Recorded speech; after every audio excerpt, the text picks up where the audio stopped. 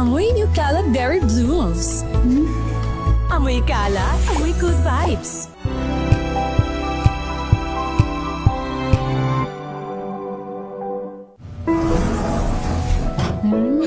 Amoy forever.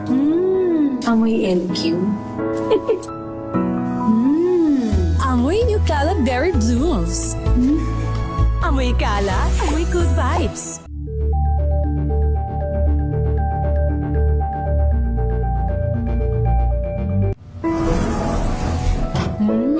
Amoy forever.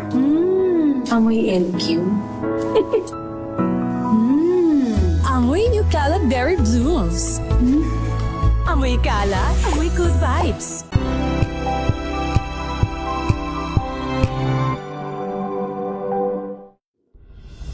Tuloy-tuloy ang pagtulong, tuloy-tuloy ang pagseserbisyo, at tuloy-tuloy ang balitaan kasama si May Binauhan sa Operation Tulong mula Lunes hanggang Biyernes.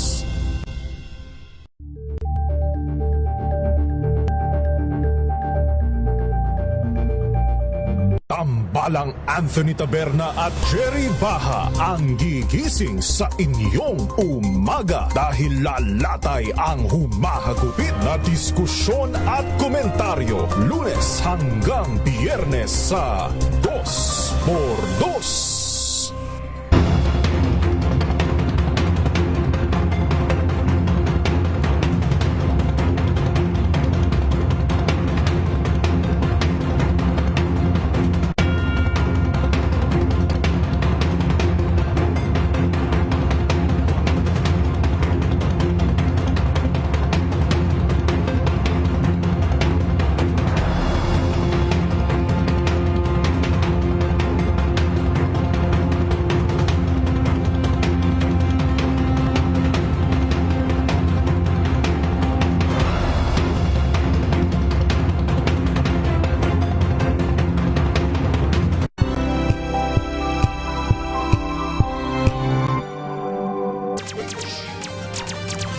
Pilipinas, ang oras po 6:38. May problema ka ba sa batas? Hihimayin yan ng Panyera ng Bayan, Attorney Rina Seco sa Usapang Legal. Usapang Legal. Usapang Legal. Magandang gabi Pilipinas, ito po ang DZRH Usapang Legal kasama ang Panyera ng Bayan, Attorney Rina Seco para sa DZRH, una sa Pilipinas, una sa Pilipino. Usapang Legal. Kumusta po kayo ngayong araw ng... Anong araw ngayon? Webes, Thursday. Bawal pa maging tamad. Meron pang isang araw ng pagtatrabaho. Pagkatapos hindi pa pala swell day. Anyway, kumusta po ang ating mga mamang tsoper? No? Kayo po ba ay nakatanggap na ng ayuda? Kagaya ng isang tata, isang lolo, no, na natulungan ni sa pamamagitan ni Boy Gonzales ay nakatawag ng atensyon sa mga kinauukulan at sa ibang tao at nabigyan ng medyo magandang ayuda. So maraming salamat po sa mga tumulong kay Lolo. Usapang Legal. Yung mga namumudmud ng ayuda dyan, na galing sa gobyerno. Paalala lang po ha, doon sa totoong nangangailangan. Hindi po doon sa kung kani-kanino kamag-anak ni kung sinong opisyal ha. Hindi po doon sa kung sinong kamag-anak ng kung sinong Poncio Pilato ha. Doon po sa totoong nangangailangan at hindi pinipili at yung ayon sa kwalifikasyon, no? Hindi po kwalifikasyon yung hindi po kwalifikasyon yung kakilala ni konsehal, kung kakilala ni mayor, kakilala ni konsinman, ng mga taga DSWD, hindi po yun ang kwalifikasyon, no? Hindi po yun kasali, no? Ito po ay ayon doon sa mga sinet, no, na requirements, no? Basta tsoper at legit. No? So yun po ang batayan. Usapang Legal. Ang tanong na lang ay paano sa atin, kagaya natin mga ordinaryong manggagawa, Jeric, ano ang para sa atin? No? Wala tayong ganong ayuda at hindi rin man tayo naghahangad. Ano? Well, kung meron gusto, pwede, tatanggap. Pero sana meron din tayong pakinabang dahil tayo naman ay regular na nagbabayad ng buwis. And speaking of buwis, hanggang sa April 15 ang deadline na pagpa-file ng income tax returns. No? Parang medyo mabigat sa dibdib magbayad ng buwis. Pero wala tayong magagawa, di ba? Pagkatanggap natin ng ating sweldo, deducted na kaagad, hindi po ba?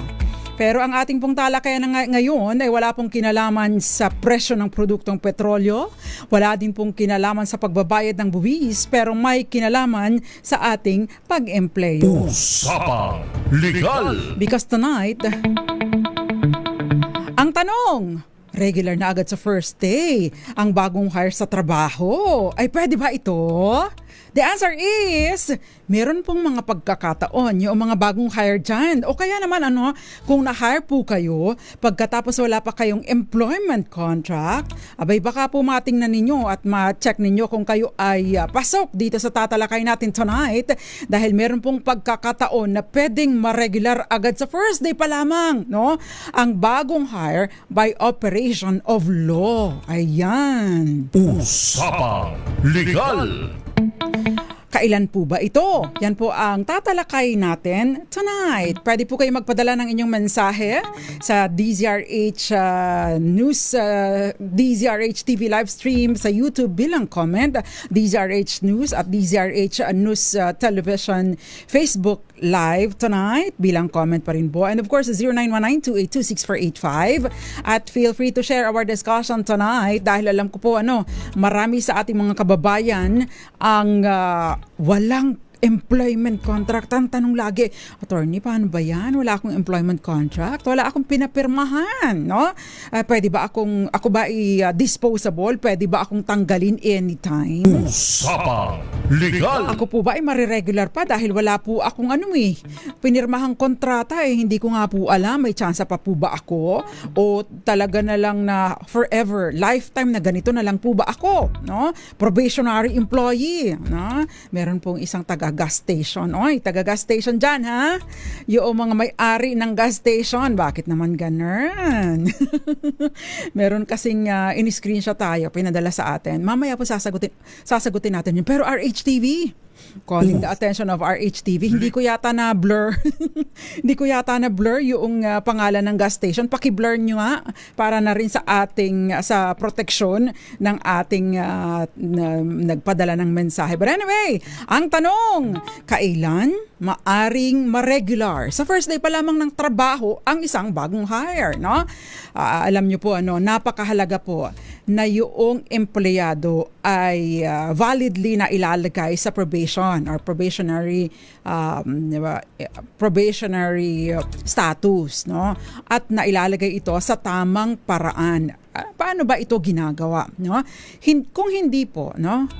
Iminamandato po kasi ng batas na dapat ipaalam sa oras ng engagement or sa oras ng hiring ang reasonable standards para sa regularization, no? So ibig sabihin napapaliwanag ka ito yung mga panuntunan, ito yung mga requirements na dapat mong ma-meet, no? Ito yung standard ng kumpanya para pag nakapasa ka dito, regular ka na on your 6th month, no? At kapag hindi mo na-meet itong standard na nakaset ng kumpanya, abay sorry ka, no? Tapos na ang kontrata mo, hindi ka man lang makatungtong sa regularization. Kaya pagbutihin mo ang iyong performance. Ganon, no? So kapag may pagkakataon din po, kapag pinayagan siyang magtrabaho lampas sa valid probationary period. Ano ba yung probationary period, no? Ang probationary period po ay 6 months, no? Ay paano kung halimbawa, attorney, 6 months and 1 day? Ilang araw po ba ang binubuo ng 6 months? O, compute nyo nga. Compute mo nga, Jeric Barreto. Ilang araw ang bumubuo sa 6 months? Don Carlos Billionario, ilang araw ang bumubuo sa 6 months, no? Dahil crucial po ito. lumagpas ka lang ng isang araw. Alam nyo ba, no, kung hindi na-communicate sa'yo ang hatol ng kumpanya, no, ay ang hatol ng kumpanya ay maaring regular ka na agad, no? Even without a communication from your employer na okay, regular ka na agad, Don Carlos Billonario. Usapang Legal. Ang sinasabi ni Don Carlos Billonario ay 182 days. Pues, pabubulaanan ko yan. Pabubulaanan ko yan sa pagsapit ng 81st day, no? Kapag umabot ka sa 181st day, matik, dapat ay regular ka na. Maliban na lamang kung bago mag 180th, no? O bago mag 180, sinabi sa'yo ay hindi ka nakapasa. At ayon doon sa mga valid na panuntunan na na-discuss sa iyo, no? Bago pa or at that time na ikaw ay hinire, hindi yung kung kailan ka tatanggalin ay saka pa lang sinabi kasi hindi ka pumasa sa ganitong standard. Kaya lang kasi hindi naman na-discuss sa'yo bago ka pa makapag-umpisa sa trabaho. So in essence, anong imi-meet mo kung walang standard na na-communicate sa'yo ang kumpanya? Usapang Legal. Magandang gabi sa'yo, Maya Bell. Gayon din sa'yo, Del Rozo Loren. Magandang palagay ko ito ay Rodel. Ang totoong pangalan nito. Pustahan tayo. Bakit ba binabaliktad niyo ang mga pangalan niyo? Magandang gabi din sa iyo na Imbagarabi Ma'am Grace Recta, Ate Luz Seco at Kuya Onad Seco. Mga pinsan ko po ito dyan sa Buenavista, Marinduque. At syempre pa ang mga pamangkin ko dyan. Magandang gabi. Magandang gabi din sa iyo Irene Almodovar, Eduardo Narvaez. Ito, Ate Luz. Buti pa ito sa Ate Luz, nanunood sa akin. Ay, ang kapatid ko dyan sa Buenavista, Marinduque sa lumilingon sa pangalang Lily Seco Baradi. Di man lang nanunood sa akin. Tama ba yun? Usapang Legal. Anyway, magandang gabi din po sa inyo, Gilbert. Kayo ay yung nasa Toronto, Canada, no? Magandang gabi din sa iyo, Editha or Edith Lynn. Magandang gabi. Gayon din po, Aunt May. Oy, namiss kita, Aunt May. Minsan hindi ka nagpaparamdam. Ma'am Teresita Atienza, isa sa pinaka-loyal nating listeners. Gayon din sa iyo, nasaan na si Melvin Litrodo. Magandang gabi sa iyo. At syempre pa, no, nanunood din sa atin si Eduardo Narvaez, Ma'am Irene Almodovar, at inaantay ko pagpasok ni Gael Enriquez, si Moonbeats, Raul Destacamento, at Valentino Milena Poncha. Magandang gabi. Angelina Palekbar, gayon din sa iyo, Mami Belen Rivera, Violeta Montecalvo Zambrano, Ellie Galsote, nanonood sa atin dyan sa Molino Bacoor. Uy, parang bago ko nakita ang pangalan ni Ellie.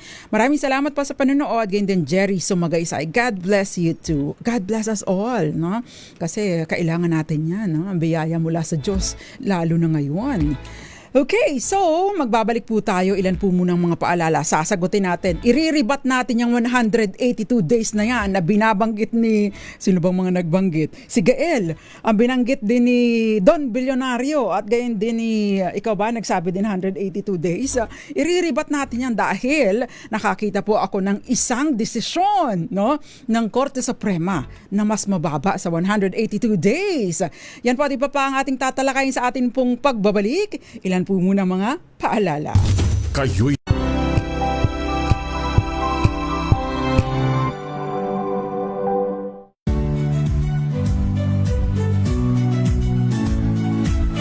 Magandang araw mga kaibigan. Ito po ang inyong balerina ng bayan, si Lisa Macuha Elizalde, na nag-aanyaya sa inyong samahan kami at ang aming mga espesyal na panauhin para sa kalahating oras ng masayang kwentuhan sa aming programang Art to Art, kung saan ang usapang sining at kultura ay para sa lahat. Huwag kaliligtaan, tuwing linggo, alas 3:30 ng hapon, dito lamang sa DZRH Radio, DZRH TV, at via online streaming.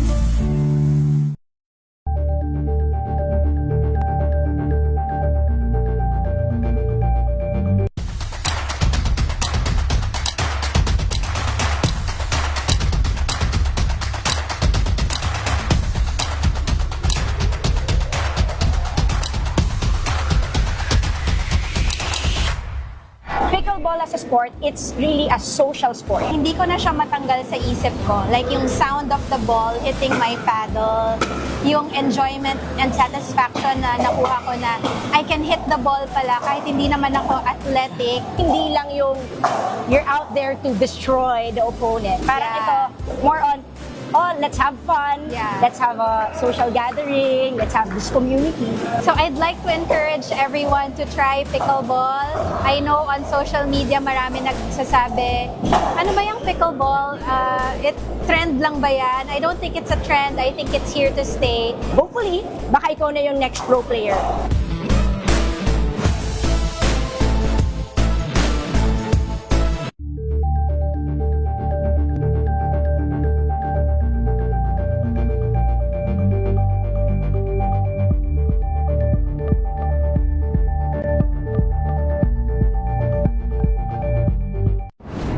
Kung good vibes ang hanap mo, dito ka na sa Sigurado!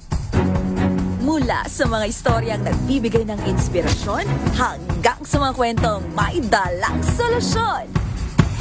Mga balitang pampagaan ang pakiramdam at papaganda ng araw. Hindi lang ba sa good news, kundi the better news. Mula Lunes hanggang Biyernes, 1:00 ng tanghali sa DZRH TV. Number 1 na naman ang inyong DZRH sa latest survey ng Kantar Media na inilabas nitong January 2026.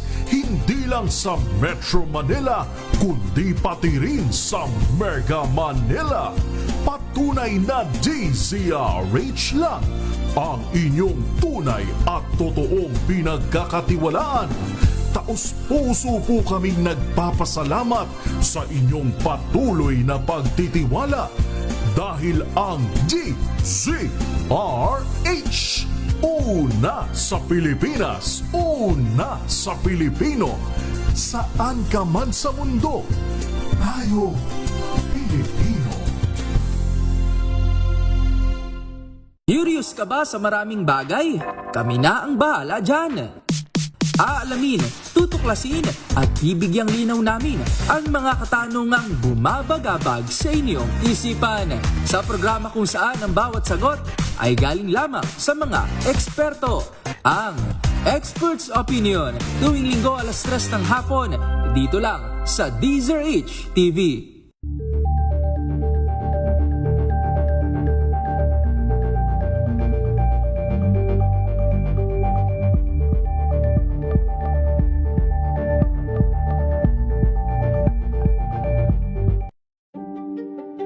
Buklatin ang mga pahina. Pakinggan ang boses ng lipunan.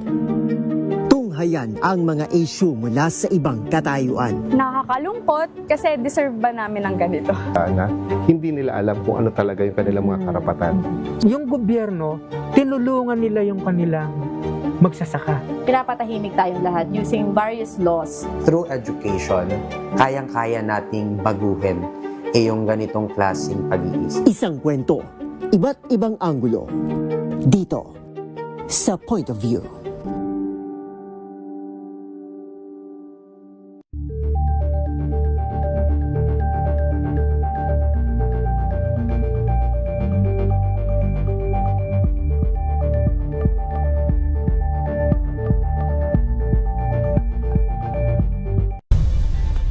Nagsimula sa pangarap hanggang sa maabot ang tagumpay. Iba't ibang kwento, iba't ibang mukha ng atletang Pilipino.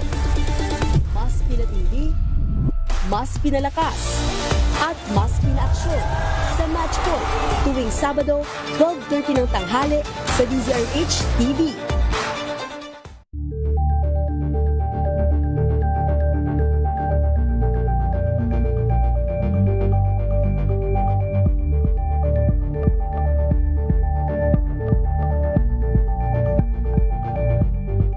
Maagang balitaan, maagang usapan sa mga issue at balita kasama si Kuya Angelo Palmones sa Magandang Umaga Pilipinas mula Lunes hanggang Biyernes.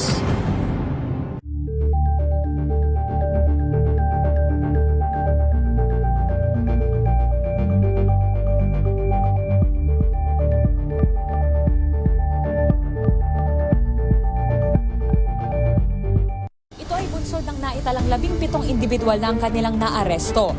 Metro Manila Development Authority o MMDA ang No Contact Apprehension Policy o NCAP sa Metro Manila. Sa ang ilang mga dokumento ay peke. Hindi rin legal ang employment na ipinangako sa kanila. Sa mata ng batas, mananagot ang sangkot at may sala. Dahil sa bawat paglabag, may karampatang parusa. Alamin ang mga pananagutan sa likod ng mga bawal. Dito sa Hoy! Bawal Yan! Tuwing Sabado, alas 11:30 ng umaga. Dito lang sa DZRH TV.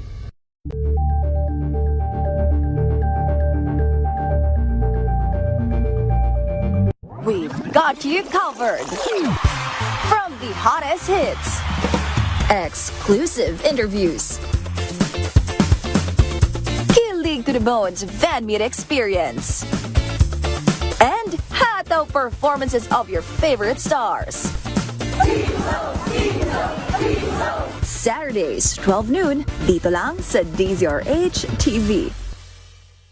Naseko Usapang Legal.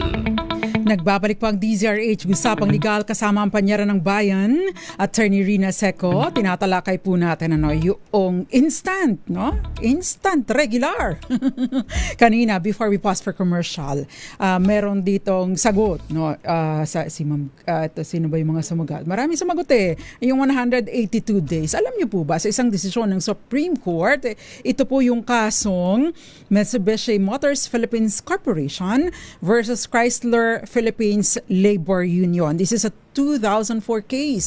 Ang sabi po ng Supreme Court, yung default probation cap is 6 months, equivalent to 180 days unless apprenticeship allows longer, no? So ibig sabihin kung ikaw ay naka 181 days, no? Sa sitwasyon po dito sa kaso ng Mitsubishi Motors Philippines Corporation and Chrysler Philippines Labor Union, lumagpas po ng 180 umabot pala ng 183 days ang employment ng isang manggagawa, no? Tapos kinommunicate po sa kanya na maayos, no?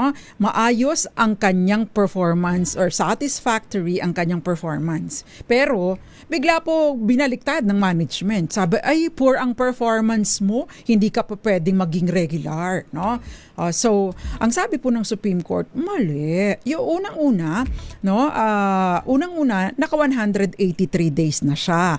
Lumagpas na siya doon sa 180 days na cap, no, para sa 6 months, no. So, ibig sabihin, regular na siya automatically at hindi mo siya maaaring tanggalin ng basta-basta ng walang sapat na dahilan because regular na siya.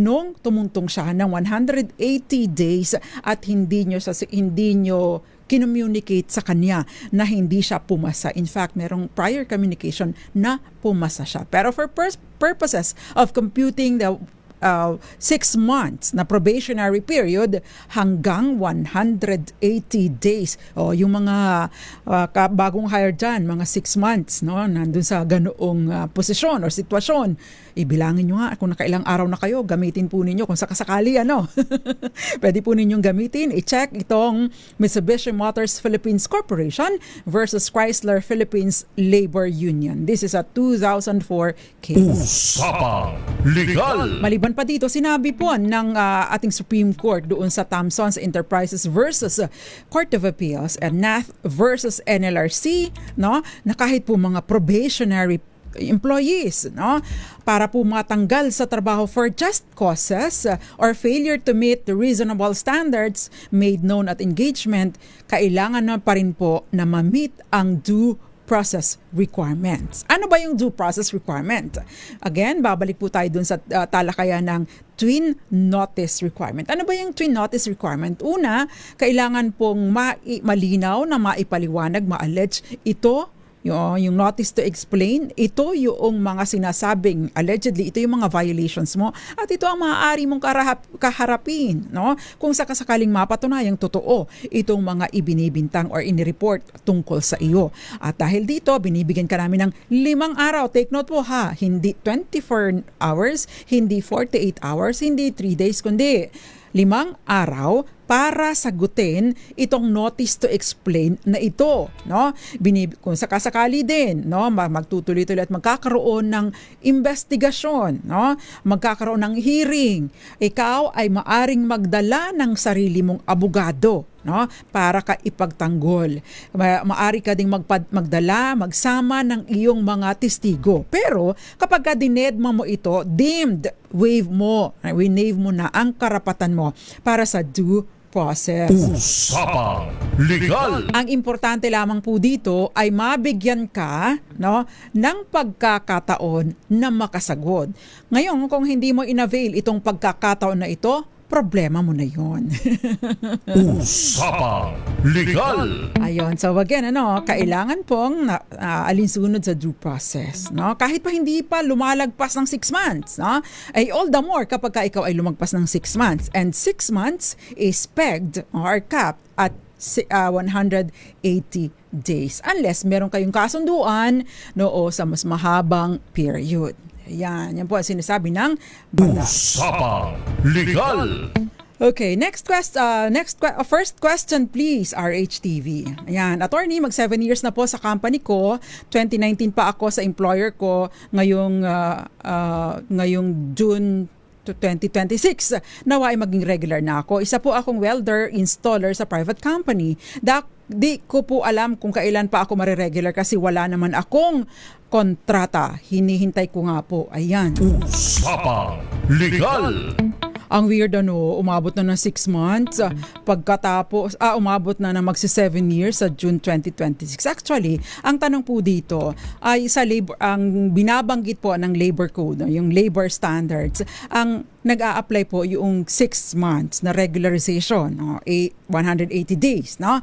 Sa lahat ng establishments, unless meron pong ang worker ay nagfo-fall under yung mga specific statutory exceptions. Anong halimbawa po nito, no? Halimbawa po nito ay siya ay managerial employee, 'di ba? O kaya naman ay project based, no? O kaya naman so project based, no? Ang kanyang kontrata, no? At hindi naman talaga siya empleyado, meron siyang siya ay maituturing na independent contractor. So, yun, no? So, ikaw kung necessary and desirable, no? Ang trabaho mo, dapat ma-regular ka na on the 6th month, no? Assuming na ikaw ay kwalipikado or pumasa ka sa kanilang panuntunan. But the mere fact na lumagpas ka at tuloy-tuloy ang pag-employ mo, tuloy-tuloy ang pag-hire sa iyo, nangangahulugan na pasar ka, no? 'Di ba? Sabi nga lang sa amin, pasar. Bakit? Pinagpatuloy Kasi kung hindi ka naman pasar or pumasa sa kanilang panuntunan o hindi ka pumasa sa kanilang panlasa sa iyong performance, ay ibig sabihin dapat bago pa tumungtong ng 6 months, chinugi ka na or tinanggal ka na or sinabi sa iyo na hindi kita irregular dahil batay doon sa mga binanggit namin or binanggit ng management sa kung ano ang expectations namin sa iyo at ano yung kailangan mong ma-meet sa period ng probation ay hindi ka pumasa. Hindi maayos ang performance mo. Kung walang ganun, dapat regular ka na or maituturing ka ng regular on the 6th month. Ngayon, kung tatanggalin ka sa trabaho, maari itong pumasok doon sa illegal dismissal kung walang sapat na batayan. And it doesn't matter kung meron o wala kang pinirmahang papel o kontrata dahil ang kontrata ay maaring mag-exist nang hindi kailangan ng papel, lalo na kapag employment ang pinag-uusapan. Usapang Legal. Okay. Next question please. I hope nanunood yung nagtanong nito. Attorney, good PM po. May tanong po sana ako. Paano po yung kagaya po sa amin na may snack house? May 2 tao po ako sa tindahan. Kailangan pa rin ba silang kasali sa minimum wage? Usapang Legal. This is a very good question. Alam niyo po, binibigyan po ng batas ng pribilehiyo itong not more than 10 ang mga empleyado sa retail, not more than 10 sa retail na ma-exempt doon sa pagbabayad ng minimum wage. In fact, maaring hanggang 75% of the minimum wage. But hindi po ito automatic, hindi matik, ika nga. Bakit kanyo? Kasi kailangan pong maghingi ng exemption doon sa DOLE, Department of Labor and Employment. Usapang Legal. So kinakailangan po muna na ito ay maaprobahan, maaprobahan ng ang exemption sa pagbabayad ng minimum wage. So kung kayo po ay kagaya nung sa inyo may snack house kayo, pwede po kayong manghingi ng exemption. Pero kung sakasakali naman maayos naman ang kita ninyo, ay ibigyan nyo na ng tamang pasweldo, no? Isagad nyo na, o baka pwedeng pasobrahan nyo pa, lalo pat krisis po ngayon no? Diba? Kaunting hirit. Pagka kasi loyal, kapag mabait po tayo sa ating employee, nagiging loyal din po ang ating mga empleyado sa atin. So kung kumikita naman ng maganda ang inyong snack house, why not? Diba? Kasi yung iba nagbibigay pa nga ng mga rewards, diba? So pagpapalain at pagpapalain po kayo niyan kapag ka po nagbibigay kayo ng tama. Usapang Legal. Kasi alam nyo, kapag ka po sa sitwasyon na nagtatrabaho ka sa maliit na, ilan lang tao, pagkatapos napakaraming trabaho, kawawa din naman po ang inyong mga manggagawa, hindi po ba? Diba? Lalo pa pag maayos naman ang performance. Ano? Si Melvin, attorney, pasar din po sa amin. Ay, thank you very much. Usapang Legal. Ang tanong ni Teresita Atienza, kasama ba yung 180 days kasama ba yung Sunday sa 180 days? The answer is yes. No? Calendar days ang pinag-uusapan natin. Pag sinabi po natin calendar days, including holidays, including weekends. So, 180 days. Ayan. Thank you very much, Miss Teresita Atienza. Usapang Legal. Jinky, oy kabayan. Magandang gabi sa iyo, Jinky Porle Andrade. Ito ay taga Torrijos, Cabao, Santa Cruz. Magandang gabi sa iyo, Jinky Porle Andrade. Na-miss kita ha. Tagal mong hindi nagparamdam. Gael, magandang gabi. Jerry Sumagaysay. Gayon din sa iyo, Baby Claire Sugalan.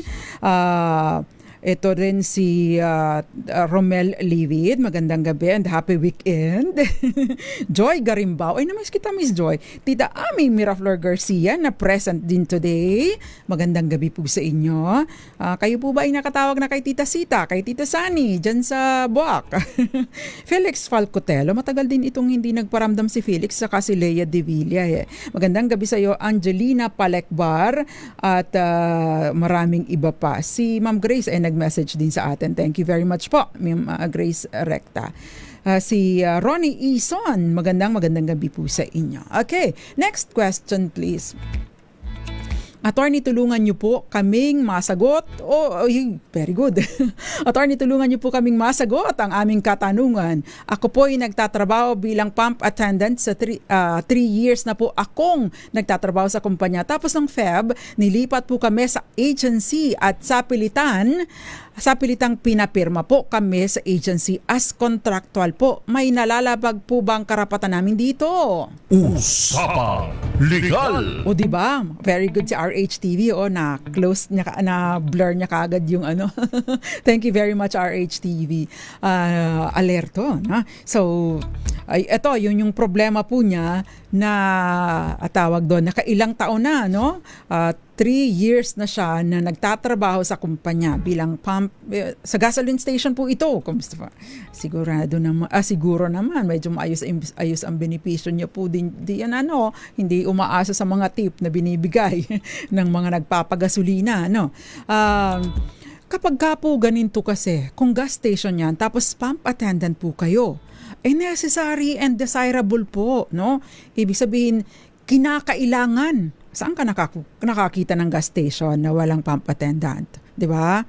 Maliban na lamang kung nagtatrabaho ko sa ibang bansa dahil like in the US, kung sinong customer siya ang mag-fill ng kanyang tangke, 'di ba?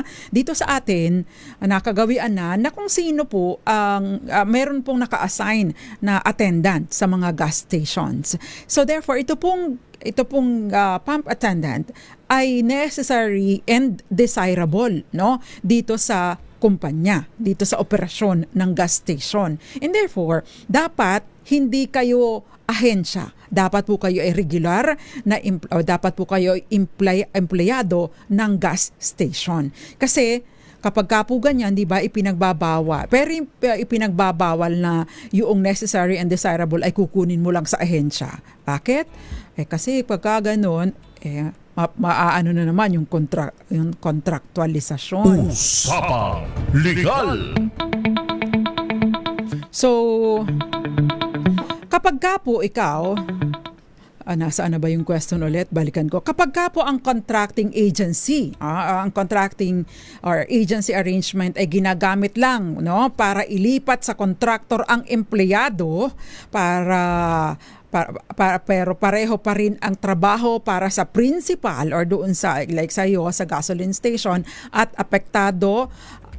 Ang epekto po ay pagsira sa security of tenure at pag-iwas, no? May tuturing na pag-iwas sa labor standards at maaari po itong maituring na labor-only contracting. At ang principal, ang tunay na employer at maaaring maging solidarily liable sa manggagawa. Usapang Legal. So ibig sabihin, posible po na may nalalabag, no? May nalalabag na karapatan ninyo kung nilipat kayo sa agency pero tuloy-tuloy pa rin kayong gumagawa ng parehong trabaho dyan sa gas station. At ang paglilipat ay para lamang po iwasan na gawin kayong regular na empleyado at makaiwas doon sa mga benepisyo na binibigay ng labor code o ng batas sa mga regular na empleyado. Mga tinitwist ng ibang mga negosyante, kayong kalalaki naman ang kinikita, hindi po ba? Usapang Legal. Huwag kayo nga mga negosyante na malalaki naman ang kita, huwag niyong pinaglololoko yung inyong mga yung inyong mga empleyado, kapag kagaya nito, gas station, tiba-tiba ang mga nasa gas stations, hindi po ba? Lalo na ngayon, no? Hindi pa nga, alam nyo, hindi pa nga po kumbaga ay hindi pa nakakabili ng bagong supply, tinaas na kagad ng hanggang impyerno. Although ang justification is replacement cost. Diba? Walang patumangga ang pagtataas. Ay nako, pasensya na kayo ha. Nagdadigress ako kasi umiinit ang ulo ko bilang isang taxpayer po. Karapatan natin na magreklamo. No? Hindi lang po natin ito karapatan, tungkulin din natin ito sa bayan na ipamukha sa gobyerno na sila ay nagkukulang and therefore, umayos kayo. Usapang Legal. Next question, please. Nagiging bungangera ako pagka fuel ang pinag-uusapan Next question, please. Good day po, attorney. Paano po kung ang kontratang pinirmahan ko sa aking kumpanyang pinapasukan ay gustong baguhin ng employer dahil hindi po raw ito approve ng presidente ng kumpanya kahit po ito ay 5 taon ko na pinapractice. Pasensya na po, attorney, off po topic. Ito po ay pinadala nung nakaraan pa, pinag-uusapan natin ay annulment. Ito po yung question niya, ini-screenshot ko lang. Kaya po, yung mga may padalang mga questions, wag po kayong mag-aalala na hindi kayo nasasagot. No? Dahil kapag ka po nagtatopic tayo, nagsisearch po ako may mga keywords po ako, kaya nakahanap ko po ang inyong mga mensahe. Sa totoo lang po, libo-libo na ang mensahe na hindi ko nasasagot. Sa pagpasensyahan po ninyo, medyo busy. Pero from time to time, sumasagot po ako yung nagpapaantok ba o kaya yung bagong gising na nagkakape. Pinipilit ko pong makatapos ng kahit 5 man lang sa gabi at 5 man lang sa umaga. Yan. Usapang Legal. Anyway, balikan po natin ang tanong. No? Ang kontratang pinirmahan sa kumpanya ng pinapasukan ay gustong baguhin ng employer. No? Alam niyo po, mabanggit ko lang, kapag ka po kayo ay OFW, yung pong kontrata na pinakita sa POEA, ay hindi Philippine Overseas Employment Administration. Kung ano po yung doon, job description ninyo doon, sino yung employer ninyo, yun po dapat ang matupad. Yung breach of contract na maituturing at maari pong yung pagbago nito at maari pong managot ang manpower agency na nagpapaalis sa inyo at ang kanyang counterpart na employer, yung magiging amo ninyo sa ibang bansa. So, does it also apply dito po sa atin sa Pilipinas? Usapang Legal. At yan po ang sasagutin natin po sa ating pagbabalik. Ilan po muna mga paalala. Florence Regalo, Flor Azonza, gayon din sa Gael Enriquez, Joy Garimbao, Florence Regalo, Churugi, Jerry Sumagaysay at maraming iba pa. Marami pong salamat sa panonood at sa mga iba pang nagme-message. Dado Navarro, sasagutin po natin yung inyong question sa atin pong pagbabalik. Gayon din sa iyo, Salvacion Escobar. Kaano-ano niyo si Pablo Escobar. Pinanood ko ng buo yun eh. Anyway, magbabalik po tayo. Banong, magandang gabi din sa'yo. At syempre pa, mga taga Santa Fe, Leyte, lalong-lalo na kay Tatay Nalding. At sino pang mga nanonood sa atin dito. Babasahin ko ay nanonood din pala sa atin. Ito pala, munti ko nang makakalimutan. Ako, mananagot ako. Pinakape pa naman ako nito after ng hearing ko kanina. Magandang gabi po muna sa mga taga press office dyan sa City Hall ng Maynila. Mahiring kasi ako dyan sa Maynila kanina. No? Magandang gabi po, Ma'am Jocelyn Domenden ng Manila City Hall Press Club. Ito po yung kanilang Pangulo or Presidente. Magandang gabi, Ray Bautista and Ma'am Gina Mape. Magandang gabi po sa inyong lahat. Usapang Legal. Hindi ko nakuha yung pangalan ng taga Net25 na nanunood din sa atin. Magandang gabi po sa inyo, sir. Ano man ang pangalan ninyo? Magandang gabi din po dyan sa mga nanunood sa atin dyan sa City Hall ng Maynila. Abay, mantakin nyo yun. Nakabukas ang TV nila sa DZRH 24/7. Thank you very much. Usapang Legal. At magbabalik pa po, Jessie Baltazar. Mamaya, babatiin pa kita ulit. Ganyan din sa iyo, Arnel Bulala. Magbabalik po tayo, ilan po muna mga paalala. Diyan lamang po kayo. And of course, mamaya, meron ba tayong promo? Okay, meron pa rin pa tayong promo kahit crisis po ngayon. Ilan po muna mga paalala. Diyan lamang po kayo. Kayo'y nakikinig.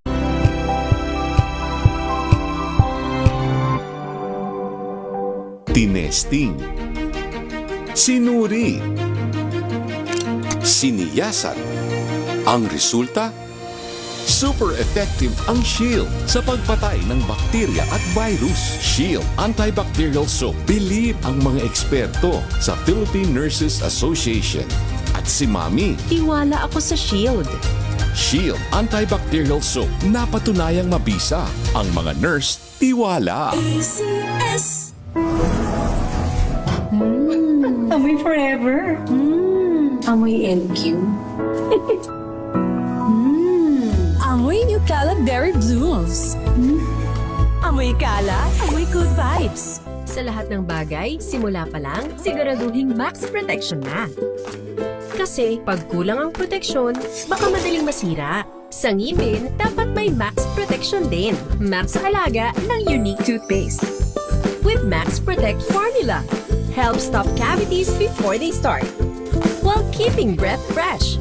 Try unique maximum fluoride protection. Para max alaga, max protektado. ACS. Amoy forever. Amoy LQ. Amoy New Caleb Berry Blooms. Amoy kala, amoy good vibes.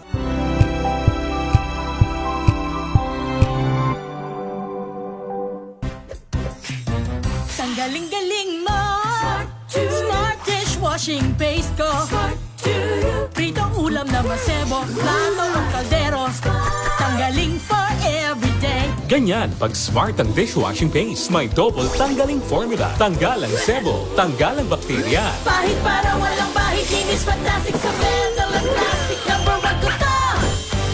Tanggaling-galing mo, Smart dishwashing paste. ACS.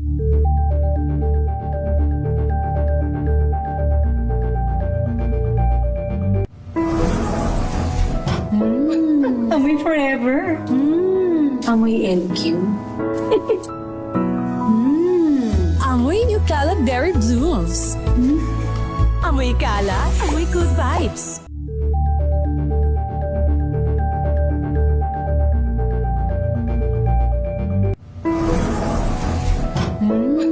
Amoy forever. Amoy LQ. Amoy Amoy Nutella Berry Blooms. Amoy kalat, amoy good vibes. May nagbago. May arte. May budget. Akala nyo lang yon. So solid. White Rose Papaya, wow, White Rose. White Rose Papaya, wow, White Rose. White Rose Papaya. May glow up with a White Rose Papaya. White Rose Papaya. May puti power times 2 kasi may papaya at niacinamide. May shea butter and tea tree oil pa. Kutis sulit ang glow up. Glow up with a White Rose Papaya. White Rose Papaya. Kutis sulit ang glow up. ACS. Wow, ang saya. Isang barangay na labada, puro mancha pa. Goodbye, pahinga. Mommy, isang laba lang yan sa Pride Bar Blue. May powerful stain-away enzymes na malupit sa dumit mansya. At di masakit sa kamay. Isang laba lang yan. Hello, pahinga. Hello, Pride Bar Blue. ACS.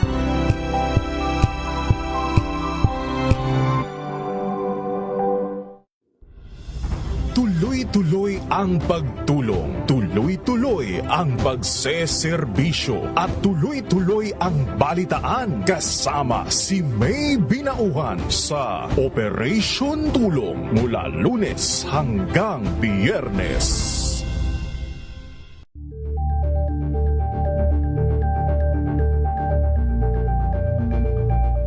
Tambalang Anthony Taberna at Jerry Baha ang gigising sa inyong umaga dahil lalatay ang humahagupit na diskusyon at komentaryo Lunes hanggang Biyernes sa 2x2.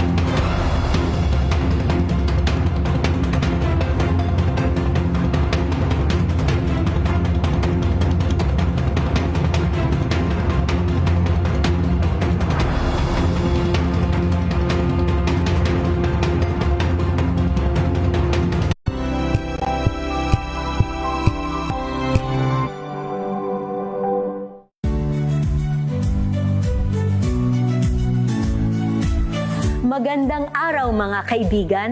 Ito po ang inyong balerina ng bayan, si Lisa Macuja Elizalde, na nag-aanyaya sa inyong samahan kami at ang aming mga espesyal na panauhin para sa kalahating oras ng masayang kwentuhan sa aming programang Art to Art, kung saan ang usapang sining at kultura ay para sa lahat. Huwag kaliligtaan, tuwing linggo, alas 3:30 ng hapon, dito lamang sa DZRH Radio, DZRH TV, at via online streaming.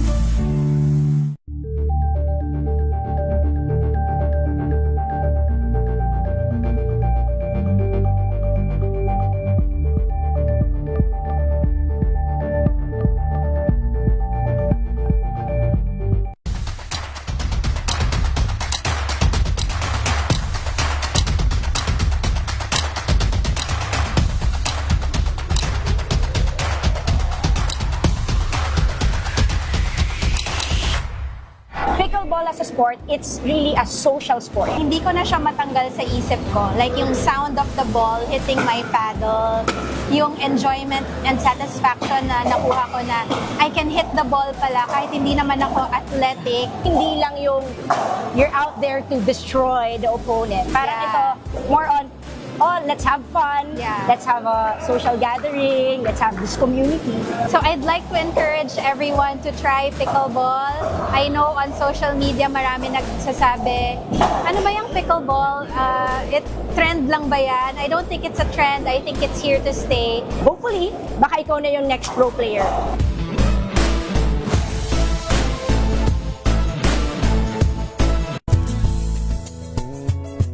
Number 1 na naman ang inyong DZRH sa latest survey ng Kantar Media na inilabas nitong January 2026. Hindi lang sa Metro Manila, kundi pati rin sa Mega Manila.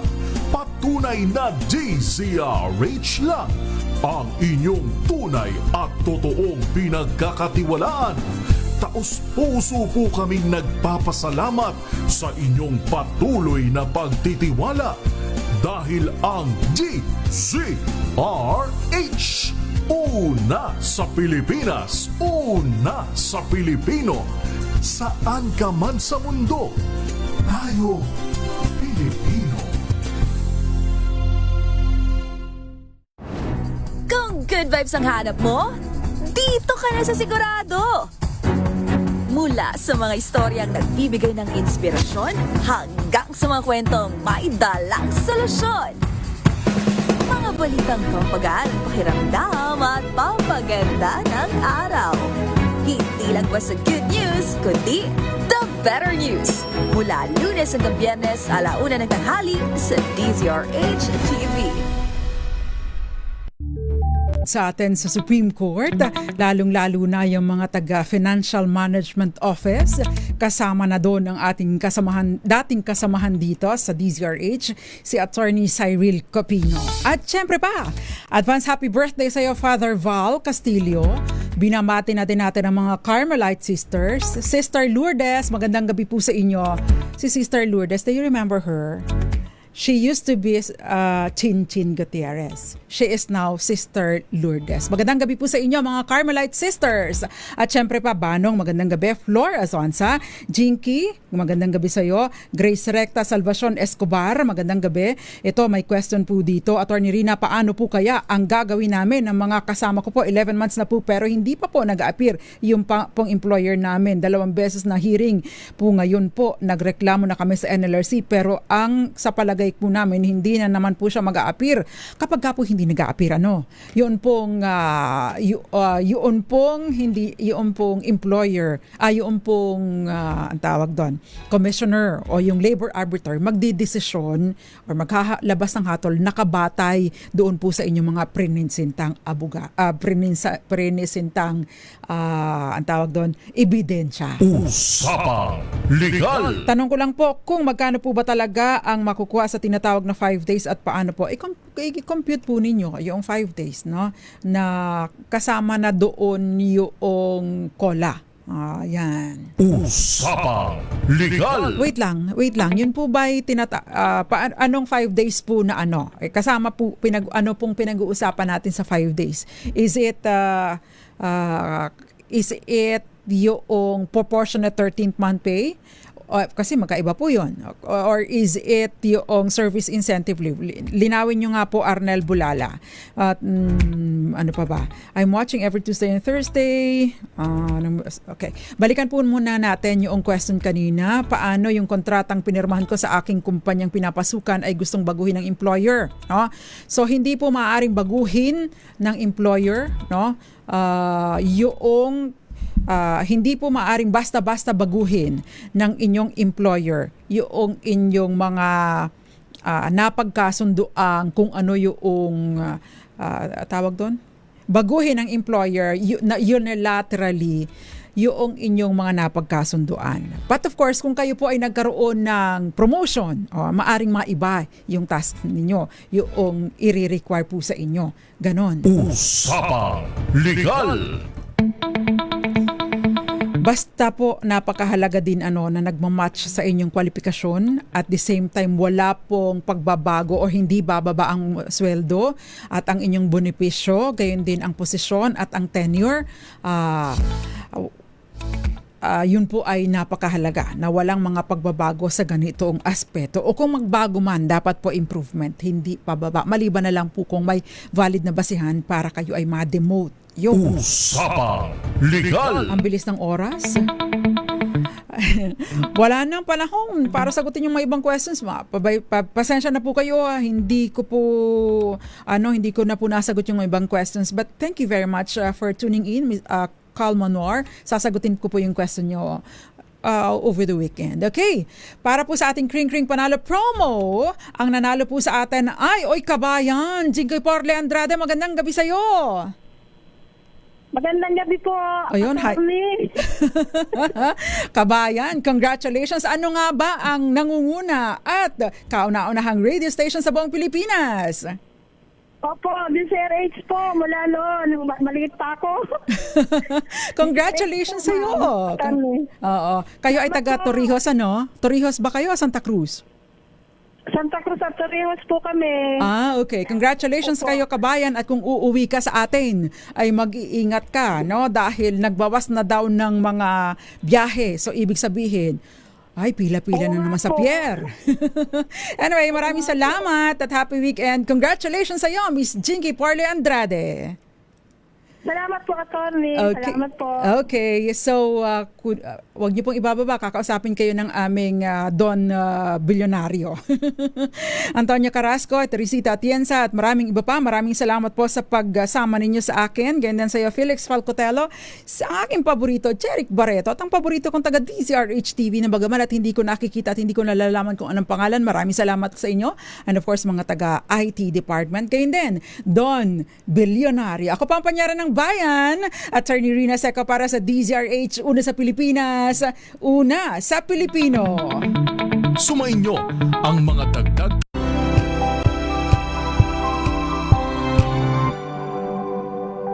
Hello, Washi! Laundry day na naman! Yay! Anong meron? Mancha ng chocolate, putik, may libag pa! Kaya natin yan! With Pride Washing Machine Detergent,